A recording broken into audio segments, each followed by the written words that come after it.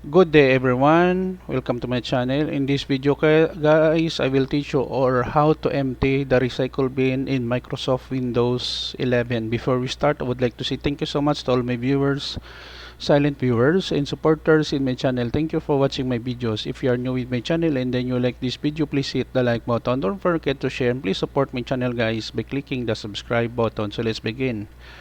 I'm here in Microsoft Windows 11, so we have here a recycle bin, so we can double click this one and then we have several files here.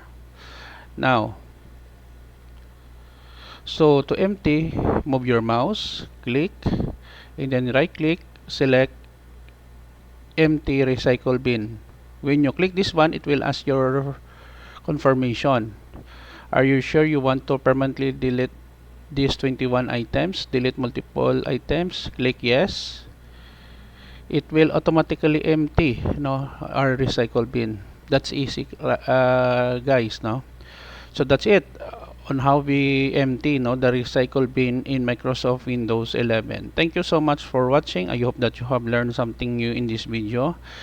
Don't forget to like, share, and please support my channel guys if you are new by clicking the subscribe button. See you in the next video tutorial guys. This is your friend Jake saying bye bye for now.